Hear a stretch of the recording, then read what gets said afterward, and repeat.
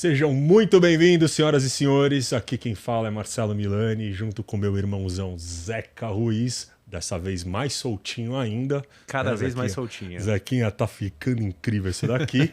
Iremos dar início ao nosso 5º episódio do seu podcast semanal de...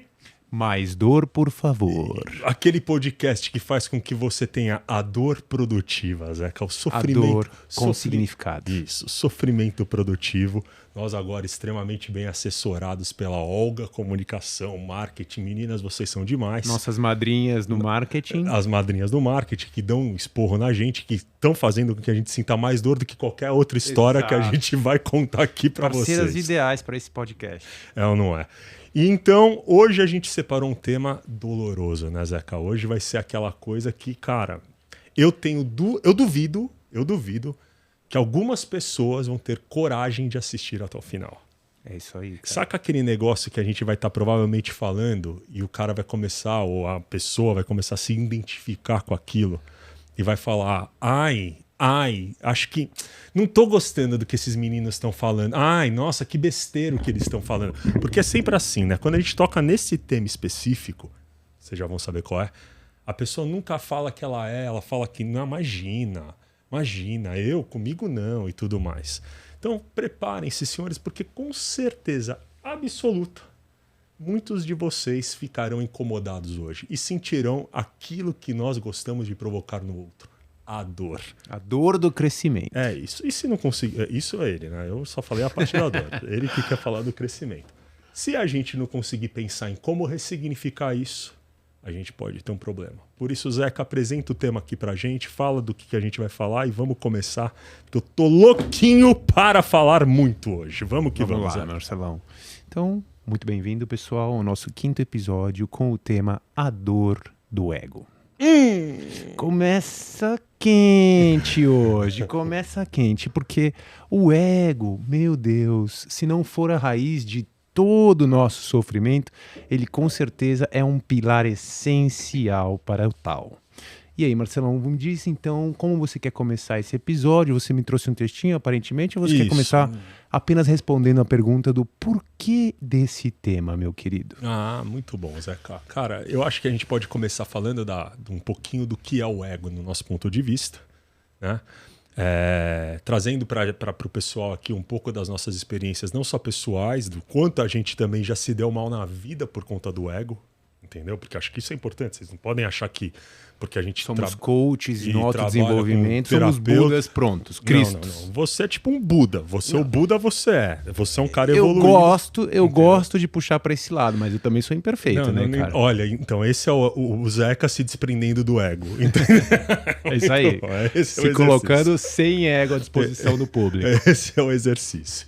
Mas, cara, o que me fez pensar nesse tema aí pra gente discutir aqui? Porque realmente, velho, eu vejo que grande parte dos problemas do ser humano, não só em termos de sucesso, de felicidade e principalmente de relacionamento, se dão no fato das pessoas não conseguirem entender que muito das ações delas não são tomadas em função de quem elas são, mas sim o que elas gostariam de ser. Né? O como elas gostariam que o mundo enxergasse elas, o como elas gostariam de que o mundo visse que elas de repente são para poderem se adaptar àquele mundo. E cara, é uma coisa muito louca, porque cada vez mais que eu começo a me aproximar do que a gente chama de autoimagem, que é essa imagem construída, fictícia, que você conta para o mundo que você é para poder simplesmente pertencer, né? E isso te dá status, te dá poder, você se distancia da tua essência, você se distancia de quem você realmente é. Você se distancia daquilo que você é, do porquê você veio para cá, né? Para se adequar a esses padrões. E ao nome disso, a gente dá o ego. Né? Então acho que a primeira coisa que a gente tem que falar aqui é que o ego ele não é uma coisa ruim. O ego é algo que todo mundo tem, né? E que inclusive é essencial para a nossa sobrevivência. Né? Fato. Ela é base do nosso movimento instintivo. Para que a gente possa se relacionar com o mundo, a gente precisa de uma referência. Isso. Para que a gente possa preservar a nossa vida, a gente precisa de uma referência. O que é seguro, o que é inseguro, o que é saudável, o que não é saudável. E isso vem dessa autoimagem. O problema é quando essa autoimagem vira o objetivo final. Exatamente. E, cara, falando disso, eu acho que não só vira o objetivo final, como se transforma por muito tempo naquilo que a pessoa acredita que ela de fato é. Com certeza. Né? Existe uma identificação com a autoimagem. Isso. E esse talvez seja o maior problema. Bom, mas, cara, deixa eu te perguntar. Por que a gente utiliza esse ego? Quando que o ego é utilizado pelo ser humano? Em que situações a gente utiliza o ego, cara? Para mim é o seguinte, cara. O ego ele tem uma estrutura que está muito relacionada à nossa construção de quem nós somos. Principalmente porque quando a gente chega ao mundo, a gente não tem uma noção muito clara do eu. Uhum. A gente só tem uma noção do outro. A gente está completamente virado para fora. Num primeiro momento, a gente até se confunde com a nossa mãe. O outro e o eu são praticamente uma coisa só. Os primeiros 3 meses de vida do bebê.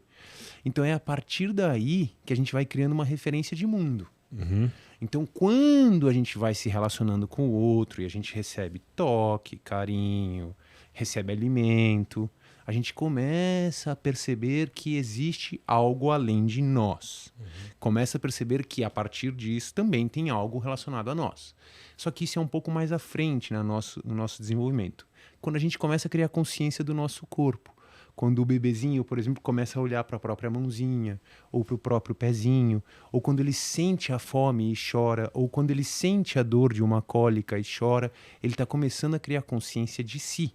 Mas sempre em orientação ao próximo, sempre em orientação ao outro. E assim se estende ao longo da vida como um todo. A gente começa a se perceber de fora para dentro. É o primeiro movimento que a gente faz. Só que o que acontece aí? Conforme a gente vai desenvolvendo a nossa relação com o mundo de fora para dentro, a gente começa a entender que tudo que vem de fora é mais importante do que aquilo que vem de dentro. E a gente acaba se desconectando da gente.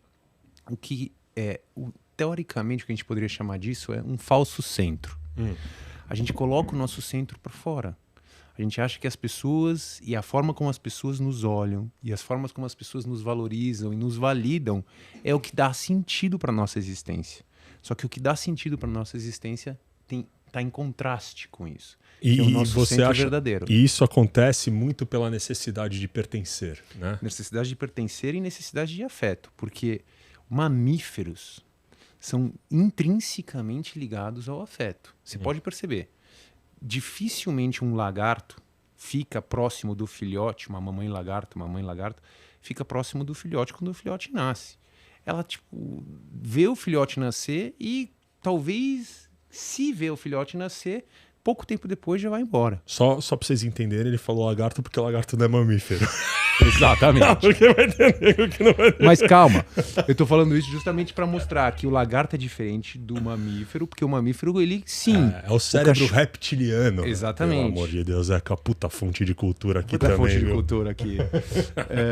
E o mamífero já não. Você pode observar os cachorrinhos, os gatinhos, o bezerro, o cavalinho, qualquer coisa, qualquer animal que seja, né, mamífero, ele precisa e fica muito próximo da mãe por um bom tempo até ele emancipar. Né?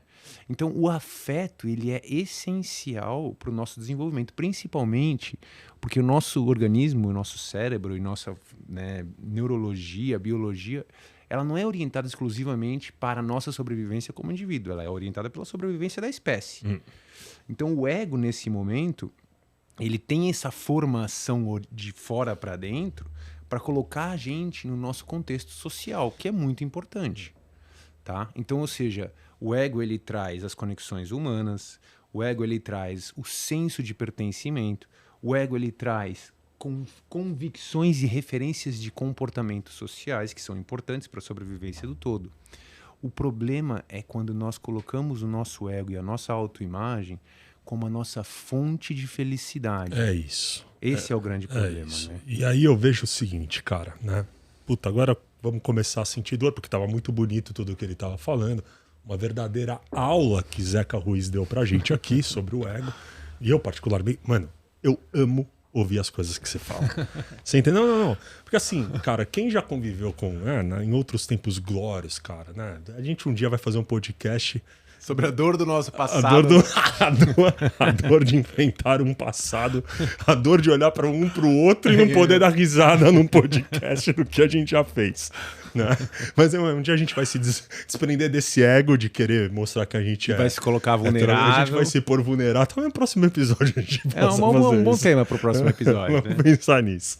E, cara, mas é muito louco, porque eu aprendo muito, cara. É engraçado que essa sua abordagem ela me traz uma forma de tentar entender de novo muita coisa que eu de fato aprendi, mas com outro olhar, entendeu? Então, por isso eu quero te agradecer. Sou eu exercendo a gratidão do dia, porque hoje em dia eu só agradeço as coisas para você e para mais ninguém. Tá tudo bem. Vamos lá, senhores. O Zeca falou aqui o seguinte: o problema se torna quando a gente acredita que a gente é essa nossa autoimagem, né? O problema se torna quando o meu nível de identidade com o ego, né, se torna tão grande que eu começo a agir, eu começo a me relacionar de acordo com aquilo que eu acredito ser e não com aquilo que de fato eu sou. E tento controlar a realidade através do meu ego. Exatamente, para preservar essa autoimagem. Exato. Mas o que a gente tem que deixar claro aqui é que isso não é quem você é. O ego, ele é um mecanismo de defesa humano para você, por exemplo, não se expor, para você, por exemplo, não ser julgado, para você, por exemplo, não ser humilhado, né? E para você, sobretudo, pertencer, para você ter o afeto que você tanto busca, que é isso que o Zeca estava falando. E, cara, aí começa todo o problema. Porque é o seguinte, se eu começo a me pautar nos índices de referência externo para ser feliz, essa felicidade nunca vai chegar, né? E, cara, o que eu mais vejo ali no escritório, no consultório, cara, são pessoas que de fato acreditam ser muito felizes, estarem nos melhores relacionamentos do mundo, e a gente faz duas perguntinhas ali para realmente entender se aquilo é a essência da pessoa, o ego da pessoa, e ela começa a questionar a vida inteira. Porque ela realmente está numa posição, ela está num personagem que não é a realidade, né? Então, uma pessoa que fala que está muito bem no casamento, que está muito bem numa relação, aí você vai e faz aquela pergunta que realmente vai machucar o ego da pessoa. A pessoa já começa a questionar a própria relação, né? E aí é engraçado, cara, porque eu estava pensando muito nisso, né? Boa parte, para quem assistiu os episódios anteriores, vocês sabem que, cara, e aí eu queria falar um pouco disso com você que eu vou colocar agora para ver um pouco da tua abordagem. Boa parte, o que fez a gente estar junto aqui foram as dores que nos uniu. Enfim, na verdade, de novo, né? O Zeca na maior dor do universo, e é por isso que ele está aqui. E, cara, eu acredito que a gente está conseguindo realmente evoluir. Dar uma direção para isso. Dar uma direção para isso. E eu nas minhas dores humanas. Então, vamos considerar a dor sobrenatural e as dores naturais que qualquer ser humano passa, tirando a escala Marcelão de dor. Quem não acompanhou isso pode buscar a escala Marcelão de dor. Mas, cara, basicamente o que acontece é o seguinte, no meu ponto de vista. Eu vim pra cá, então, numa das minhas dores, foi o fim de um relacionamento. E aí eu parei pra pensar, eu queria que você tentasse me falar se isso procede ou não. Olha que louco, cara. O sofrimento pelo término de uma relação, ele é muito relacionado ao ego. Completamente. Puta, você deu com tanta certeza, então eu não falei besteira. Falou certinho. Né? Ele tá muito relacionado ao ego, cara. Tipo assim, é o ego do porquê que não deu certo. É o ego, é o meu eu tentando falar por que não gosta mais de mim, o que eu fiz de errado, o que não sei o que lá. Né? Tem uma coisa aí que eu vou te falar que eu percebi nas minhas relações que deram errado também. No momento que a gente se apaixona, normalmente a gente está se apaixonando pela nossa autoimagem. Fala de novo isso. No momento que a gente se apaixona, vamos supor, conhecemos uma pessoa legal e aquela pessoa ativou em nós algo que a gente chama de paixão. O que é que está acontecendo aí? Eu estou projetando a partir dessa pessoa uma imagem futura com menos problemas e menos escassez do que eu tenho hoje sozinho. Você entende isso? Mais ou menos. Tenta falar de outra forma. Tô Porque me sentindo- tá bem legal isso. Estou me sentindo solitário. Estou me sentindo sem valor. Tá, Estou me sentindo alguém vazio. tá. Conheço alguém. Me sinto preenchido. Ao me sentir preenchido é porque eu estou vendo o olhar do outro direcionado para mim e dizendo: você tem valor.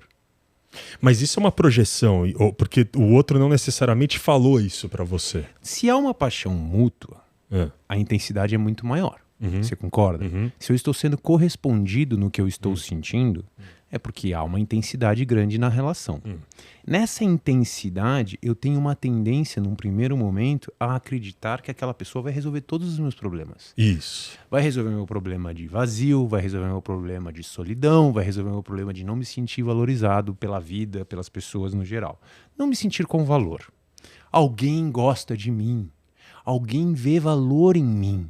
Alguém me aprecia. Logo, eu sou uma pessoa com valor. Eu sou uma pessoa interessante. Eu sou uma pessoa com algo a oferecer. Eu estou me projetando numa autoimagem que vem a partir dos estímulos do outro. O outro simboliza para mim que eu tenho valor, eu crio uma imagem de que eu tenho valor. Eu crio uma imagem de que eu não sou uma pessoa vazia, uma pessoa sem nada de interessante. E eu me apaixono por isso. Eu me apaixono por essa minha Olha autoimagem. que louco isso, cara. E é por isso que dói tanto, porque essa autoimagem é uma ilusão, ela é incompleta.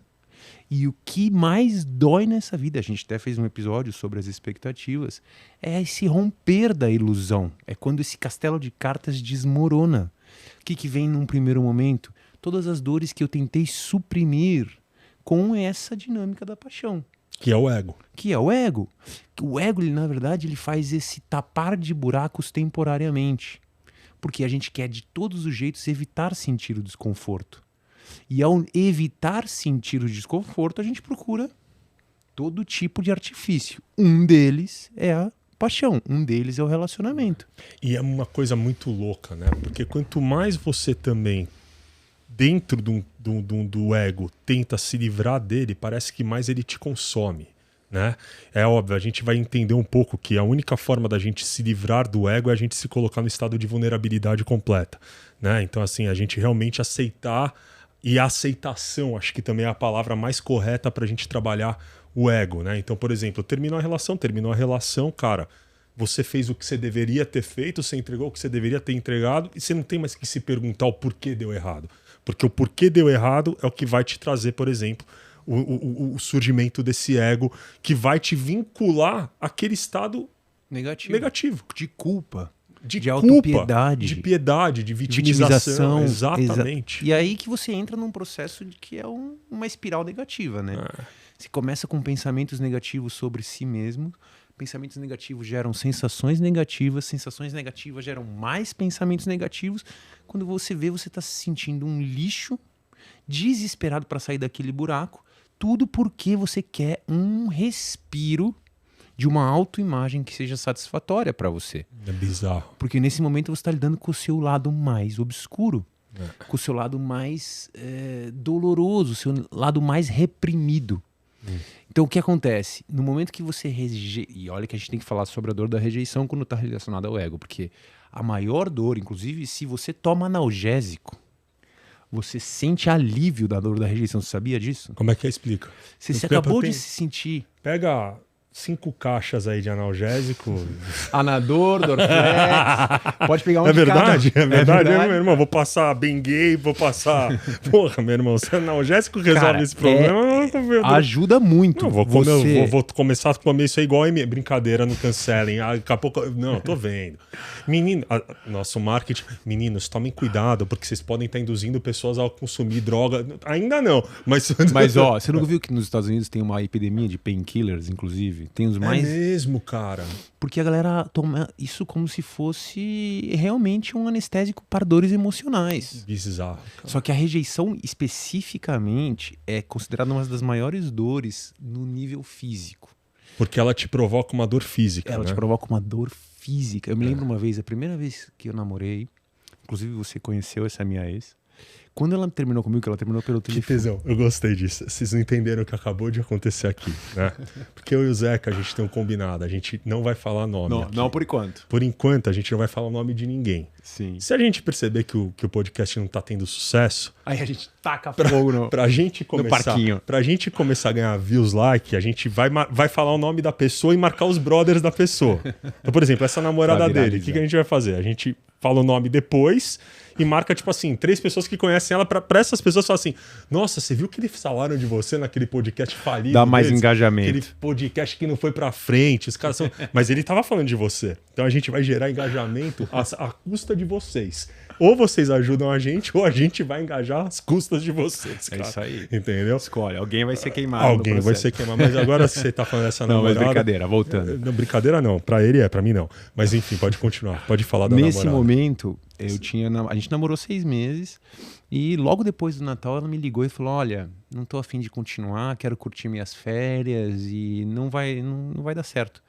Eu me lembro, cara, de que eu adquiri de fato uma úlcera emocional. Eu fui no médico pra ver o que eu tava sentindo e o médico falou: você não tem nada, cara. Mas eu falava: tem uma dor aqui, ó. É bem aqui, doutor, analisa aqui, ó. Não, vamos fazer exame tal. Fizemos exame. E eu não conseguia, cara. Era um negócio físico. Passou o momento daquela dor profunda da rejeição, a dor foi embora junto. E era curioso porque tocava o telefone e eu tinha uma certa facilidade, eu tinha uma certa intuição.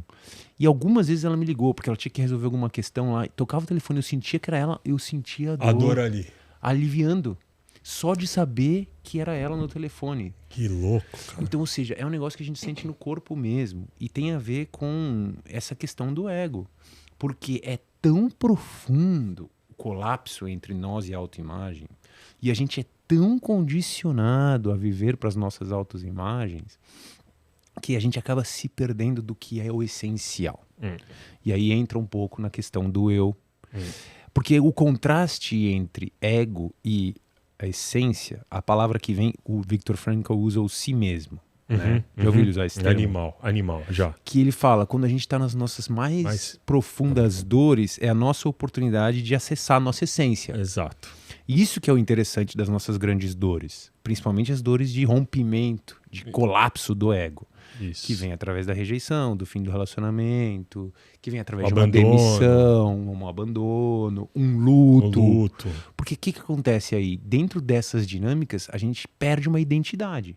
Eu recentemente perdi a identidade de pai. É isso que eu ia te falar. Então eu queria dar uma pausa aqui, porque assim, eu acho que é importante também, até para você, para o nosso processo junto aqui, a gente tentar trabalhar um pouco isso, né? Porque, cara, vamos lá, perdeu o emprego, o teu ego vai desmoronar, e você vai sofrer porque na tua cabeça você perdeu status, você perdeu dinheiro, você não vai mais ser aceito naquele métier, naquele meio social que Seus você frequentava. esforços talvez não foram reconhecidos. Não foram reconhecidos, você perdeu tempo, então, tentando se esforçar para que aquilo acontecesse.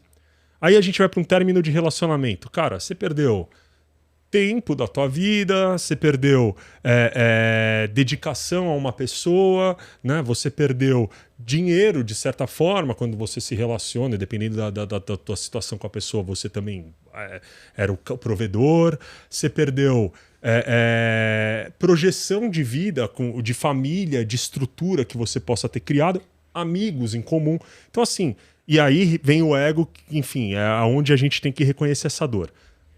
Agora vamos falar dessa questão da paternidade. E eu queria tentar entrar, e aí você vai me permitir, claro, se você me permitir, se ele falar, cara, Marcelão, não vou falar, eu não tô nem aí pra vocês, mas cagando. Porque é assim, quem me interessa, já falei, é ele, e vocês são meros observadores do que a gente tá fazendo aqui na nossa vida. Ele vai ficar mal depois e falar, Marcelão, cuidado com isso.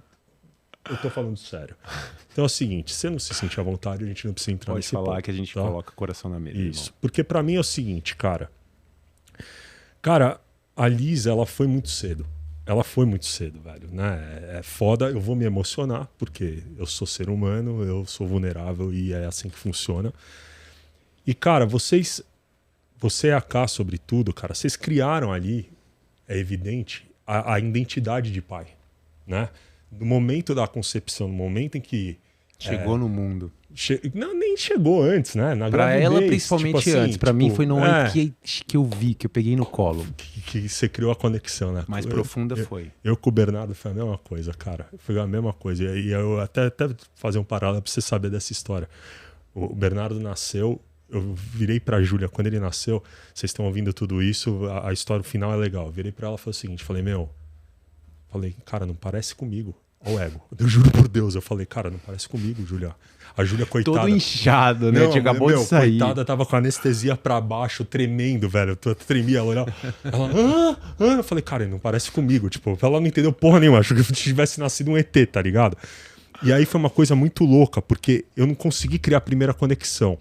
E eu acho que a enfermeira que tava segurando o Bernardo, ela viu a cena caótica de eu olhar e falar, cara, ele não para. Tipo assim, só falta os caras terem uma ideia. O doente DR querer agora. tretar com a mulher pra falar que o filho não é dela, mano. Tipo, Não é dele, né? não é dele. Tipo, exato, mano. Essa moleque não parece comigo. Não, hoje ele é minha cara. Todo mundo fala que ele é minha cara. Mas, cara, acho que a enfermeira viu essa parada. Ela olhou pra mim, ela embrulhou o Bernardo num pacotinho e ele tava gritando, cara, gritando. Ela pegou o Bernardo e falou assim: toma, meio que jogou assim o moleque pra... Segura, pega. Ela falou assim: eu lembro do olhar dela pra mim assim: ó, pega o teu filho. Pega o teu filho. Eu peguei o Bernardo, a Júlia parecia uma borboleta ali, tremendo. Tipo, Anestesia, ele. tudo. Tadinha, velho. Meu, peguei o moleque, aí ele gritava. Eu falei assim: calma, filho, calma, o papai tá aqui. O papai tá aqui, cara. Aí ativou. Não, juro por Deus, irmão. Ele fez assim, ó. Ele parou. Falei, filho, o papai tá aqui. Ele fez assim, ó. Aí ele meio que abriu o olhinho assim, ó. E relaxou. Cara, dormiu. Irmão, assim, ninguém podia tocar nele. Porque daí vem pegar o bebê pra te levar o bebê pra... Falei, quem tocar nele vai assim, não, vou fechar a casa. Você lembra do Calma Marcelão? Ia precisar de uns 12 zecas naquele momento. Não, eu lembro da Júlia ter falado, deixa ele ir, porque eu não largava, velho. Eu não largava o moleque e ficou falando que ninguém solta. Então essa conexão que você falou, realmente pra mim veio nesse momento. Junto ali. Veio nesse momento. Mas enfim, desculpe o paralelo, eu precisei pôr Não, isso mas pra é importante fora, porque você falou, porque foi exatamente o que a gente sentiu. entendeu? É que pro homem é nesse momento, né, cara? Então, mas o que eu queria entender, principalmente nessa dor, cara, é o seguinte. Porque eu acho que o ego, essa autoimagem, ela é criada quando os eventos vão acontecendo na nossa vida e a gente entende que a gente tem que ocupar alguns papéis, né? E aí, dentro desses papéis, a gente nunca vai querer ser o pior. A gente nunca vai querer fazer o meia-boca ou o suficiente. A gente vai querer ter um destaque naquilo que a gente faz. Então, por exemplo, quando a gente vai ser pai, cara, a gente vai querer entender o que é ser um bom pai. E geralmente o que a gente faz é tentar não repetir padrões que a gente teve dos nossos pais para sempre tentar ser alguém melhor.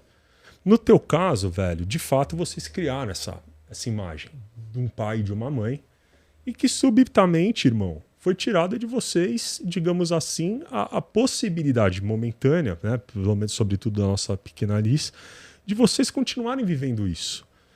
E, cara, a gente tem que falar da dor, e acho que é importante tentar entender essa dor da desconstrução desse ego, desse status, né? Se isso...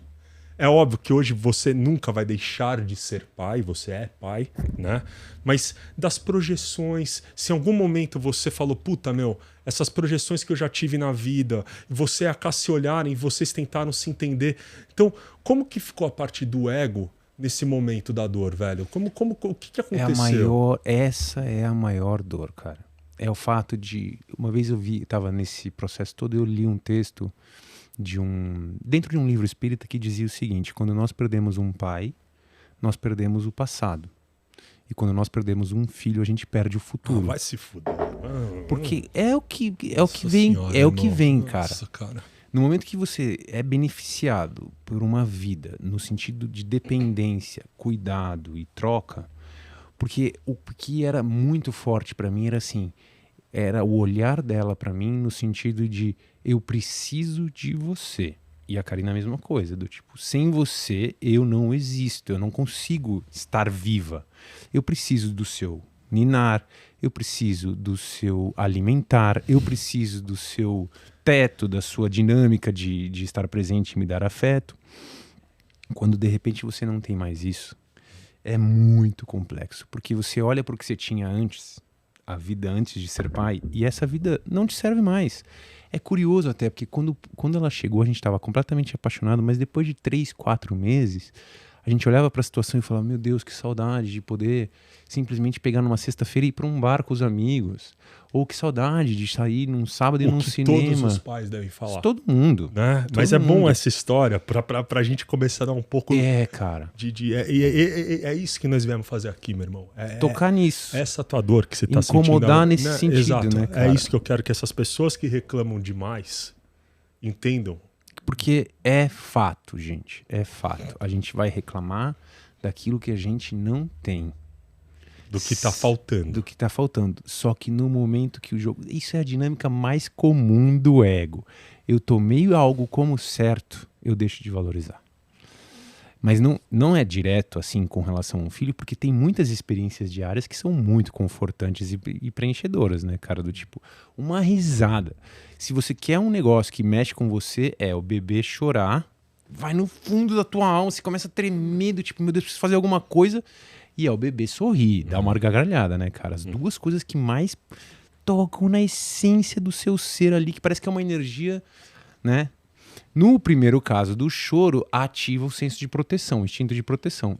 No segundo caso da risada, ativa esse senso de conexão, esse senso de amor, olha que coisa mais linda que a natureza me trouxe, né? Então, o maior desafio foi esse, cara, é olhar assim, eu estou como pai, aí eu olho pra minha vida e falo assim, nossa, que saudade de pegar um cinema com você, cara. Que saudade de poder dormir 11 da noite ou tirar uma cochiladinha no meio da tarde. Não conseguia fazer isso. No momento que a gente recebeu a notícia, a primeira semana você fica meio anestesiado, você não consegue digerir aquilo. Existe uma blindagem psíquica.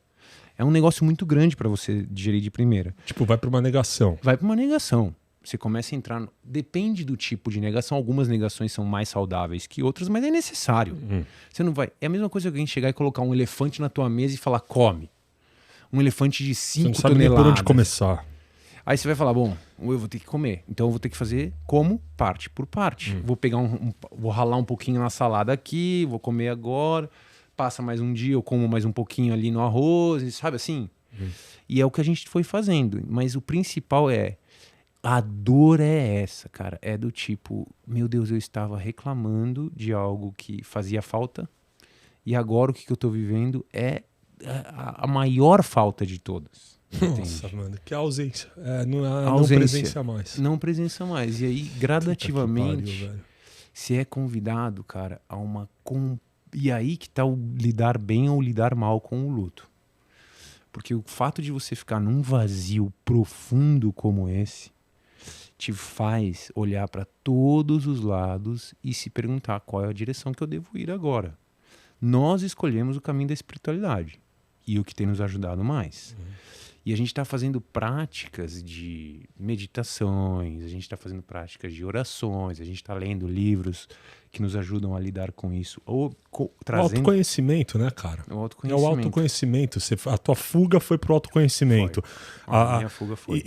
Do Frankl foi pro autoconhecimento. De todo mundo que quer superar essa parte do ego ferido, tem que ser o autoconhecimento. E aí é legal você falar isso, cara. Isso é muito legal. Porque no autoconhecimento, através do silenciar a mente crítica, a gente começa a entrar em contato com a nossa essência. Com a essência. Você deixa o ego de lado. E aí, o que é a essência?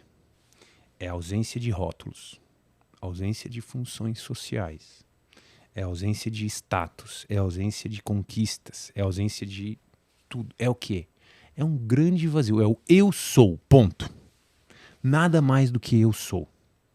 Eu sou. Quando eu repito isso, e isso é uma frase por si só, isso é uma afirmação por si só, eu sou. Você acessa o que é o seu núcleo de energia vital. Porque você tem um espírito, você tem uma fonte de vida fluindo em você. Se eu colocar uma pedra do seu lado, que tem a escultura do Marcelão aqui, você aqui, eu sei dizer qual tá vivo e qual não tá. Porque aqui tem movimento, aqui tem vida. Aqui do lado, na escultura do Marcelão, não tem vida. Então essa é a diferença entre algo inanimado e animado. Existe uma energia. Existe algo em você. Inclusive, tem um filme, eu não me lembro o nome, qual era exatamente o nome do filme, eu acho que é 58 gramas. Já ouviu falar desse filme? Acho que sim. São várias histórias que se cruzam. É. Tem relação direta com a morte, esse filme. E o nome é 58 gramas porque fala que é o peso que o corpo humano perde no exato momento que a vida se desprende do corpo. Que é o peso da alma, digamos assim. É o peso do da espírito. alma. É 58, eu não sei exatamente se é 58, se é 34, sei lá. Sei que é mais ou menos um peso bem insignificante. E foi isso que nessa dor você tentou conectar. Olha, é aquela coisa, cara, eu ainda tô num processo, porque tem horas que, de repente, num dia eu acordo angustiado e, né? Mas é uma reflexão profunda, porque tem muitas crenças que me foram impostas com relação a isso que eu preciso treinar o desapego. Então, porque isso é uma outra dúvida que eu quero ter em relação a essa tua dor, né? E, cara, de novo, vai falar se sentir à vontade, né? É assim, ó. O ego, do teu caso, ele vem muito na parte, em relação a ela, por exemplo, talvez eu falhei, a culpa, né? O que eu poderia ter feito para evitar, eu não fui um pai suficientemente bom, porque, na verdade, ele vem como uma crítica, né? Porque a gente vê dentro da visão egóica a passagem de um ser humano, sobretudo de um filho, cara, eu acredito que a gente veja isso como uma falha, No primeiro momento, a gente não consegue ver isso como algo natural. Não. E dentro dessa falha, acessa-se o mecanismo do ego para tentar proteger a gente dessa falha e a gente começar a se questionar onde foi que a gente errou. Esse é um primeiro ponto. Então, em relação a ela, você teve uma autoimagem. Eu queria entender um pouco quais foram as frases, o que foi que o ego te falou para tentar te blindar nessa autoimagem. Essa é uma primeira pergunta. Só que depois a gente tem também a parte como você está colocando agora, das crenças e convenções sociais, né? Que assim, o que o mundo espera de um pai ilutado? Não. O que o mundo espera de um cara que Isso perdeu foi o uma mais filha? difícil. Porque eu tenho certeza, irmão. Eu fiz isso com você. Quando você escreveu o texto, num primeiro momento, cara, falei, puto, o Zeca tá louco, mano. Imagina, o cara perdeu um filho, meu irmão. O que esse cara tá... Um puta julgamento de merda que eu tive, entendeu? Do tipo assim, o cara... E eu tenho certeza... Indo viajar, né? Foi viajar, o cara foi viajar. O cara foi viajar, meu irmão. O cara não sabe o que tá falando, o cara tá dodói da cabeça.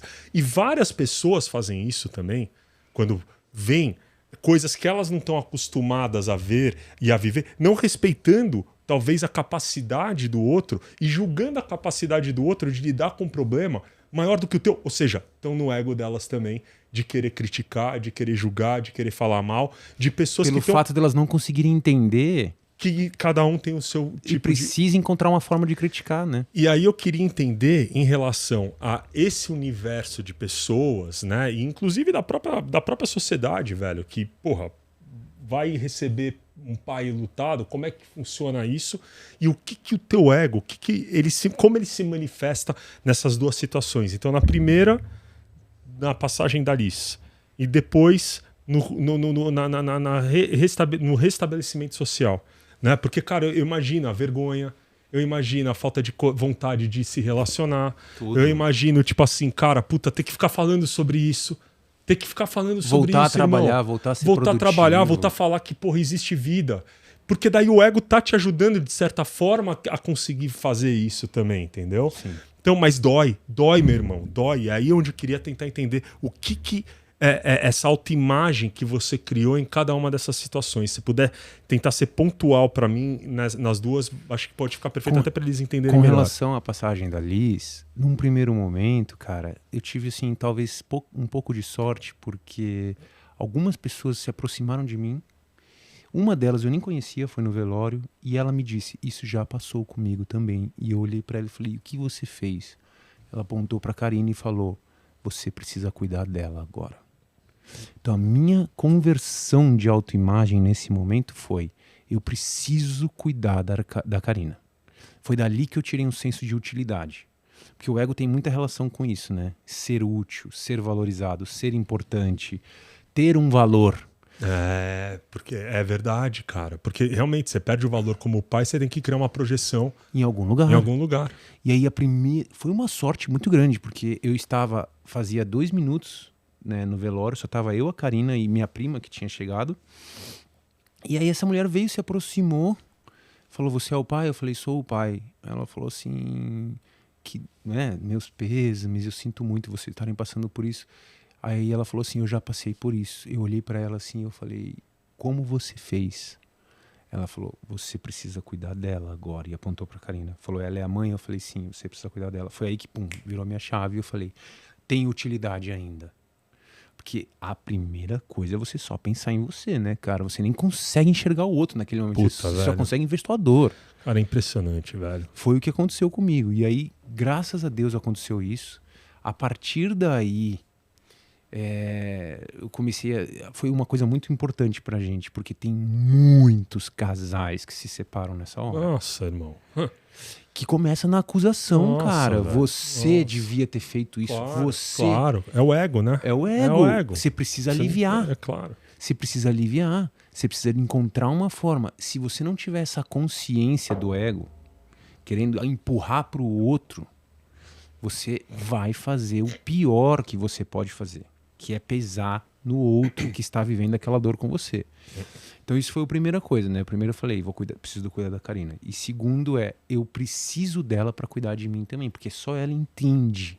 Que também foi. Aí então foi você se desprender do ego, de certa forma, entrar na posição da humildade de depender do Foi outro. entrar no ego humilde. Humilde. Porque também tem um ego aí. Né? Entendi. Tem uma referência. Entendi. Porque a autoimagem, ela não é o problema em si. O problema é a identificação exagerada com a autoimagem. Entendi. Se essa autoimagem não tiver flexibilidade conforme a vida acontece, aí você vai sofrer. Exato. Ah, não, porque eu criei uma ideal de ser pai da menininha mais linda que passou pela minha vida e eu amava ela loucamente e de repente, né, não tenho mais isso. Cara, se eu não tiver flexibilidade para reconstruir e entender o que eu preciso fazer a partir de agora, eu vou sucumbir numa areia movediça que vai me levar a sufocar na minha dor. E dentro dessa dinâmica, cara, eu comecei a estudar muito, entrando no que você fez a segunda pergunta, dentro dessa dinâmica eu comecei a estudar muito sobre luto. Falei, eu preciso entender como lidar com isso, né? E percebi, a partir de alguns estudos, através de livros, através de outros pais, vídeos e tal, que eu comecei a ver, que a dor da perda de um filho é sim a maior dor que o ser humano pode passar, mas também é a dor mais transformadora. Qual é o último fato na existência de pessoas que perderam um filho? O que todas inevitavelmente se viram para fazer? Cuidar do próximo. Olha que foda, velho.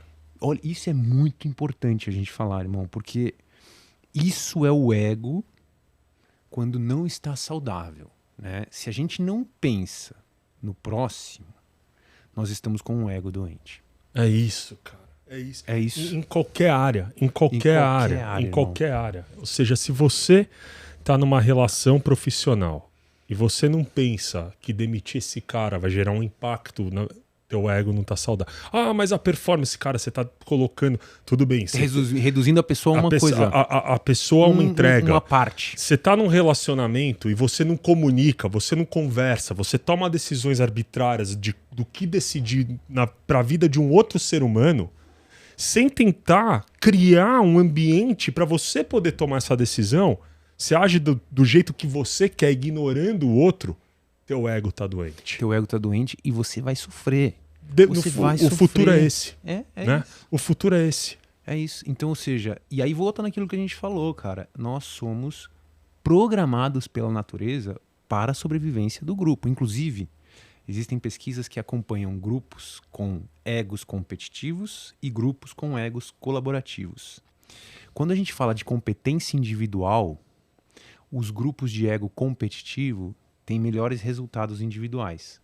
Quando a gente fala dos grupos, quando a gente fala de concorrência entre grupos, os grupos com egos colaborativos vão muito mais longe. É claro. Porque você desenvolve um senso de segurança, de confiança, de colaboração. E aqui, cara, vira uma guerra. Naquele lado onde tem muita competição, vira uma guerra. O ego doente, ele é um ego que se sobrepõe aos outros. Inclusive, existem pesquisas que falam que pessoas que são muito orientadas ao ego são pessoas que geralmente recorrem a trapacear. Sempre. Sempre. Traição.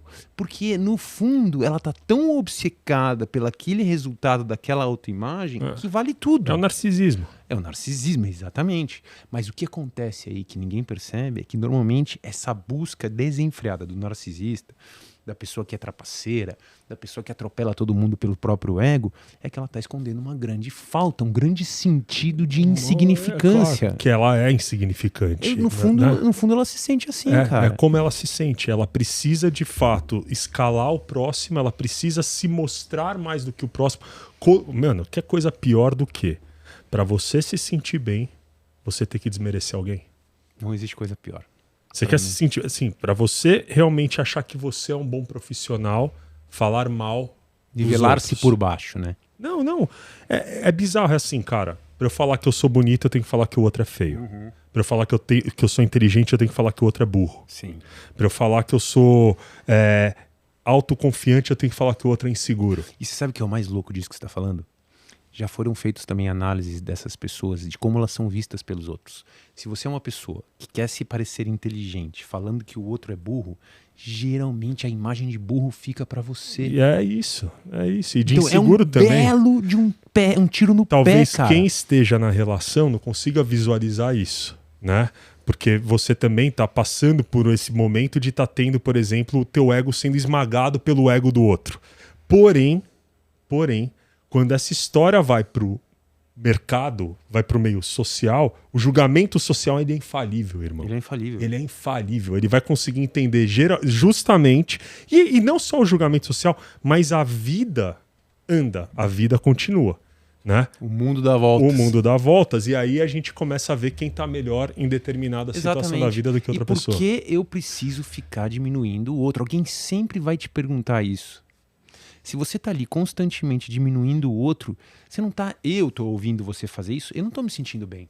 Claro que não. Eu tô olhando para aquilo e falo, nossa, que coisa pesada, que pessoa pesada, que energia pesada, que não sei o quê. Por que ela fica fazendo isso o tempo inteiro? Que pessoa para baixo, que pessoa, né, negativa. Começa a olhar para você com olhares negativos, do tipo, Claro. Por quê? Claro. Pra quê? E outra, aí você começa a falar bem de alguém. Falar bem, no final das contas, a imagem positiva fica pra você. É claro que é um cara bom. É um cara bom, é um cara justo, é um cara... Eu não sou esse cara.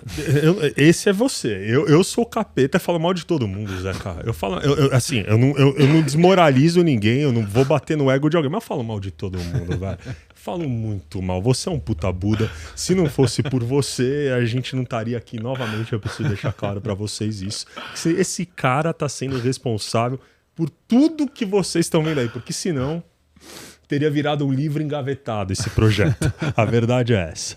Bom, senhoras e senhores, a gente vai terminar aqui o nosso 5º episódio do Mais Dor, por favor. De novo, Zeca, cara... Tá sendo uma aula, tá sendo muito bom para mim poder estar aqui com você. E eu acho que todos esses sentimentos que a gente tá conseguindo trazer à tona, cara, tá vindo realmente com o nosso maior propósito de honrar ela, de, cara, fazer com que as pessoas também consigam entender que 2 brothers como a gente, 2 irmãos como a gente, porra, tem muito o que falar, tem muito o que compartilhar. E que vocês deixem a merda do eguinho de lado, essa coisa nojenta que o ser humano faz tanta questão de nutrir, vai procurar alguém para trocar uma ideia, para se reconectar, para pedir perdão, né? Nosso próximo episódio, inclusive, a gente vai ensinar um pouquinho mais de como fazer isso quando a gente fala da vulnerabilidade, mas, por favor, cara, não se nutrem dessa maldição, cara, porque isso vai isolar a todos não vocês. Se nutram da rigidez de um ego não saudável. Exato. A flexibilidade do ego é a saída. E essa flexibilidade vem da onde? Vem do contato com a nossa essência, da nossa autocapacidade de se nutrir da nossa energia. No fim, pra mim, cara, autoestima é isso. Boa, Zeca. Lindo, meu irmão. Vamos terminar com essa frase porque a gente termina muito bem. No fim, autoestima. É isso. É isso. Muito obrigado, senhores. Fiquem com Deus. Muito obrigado. Um abraço, gente.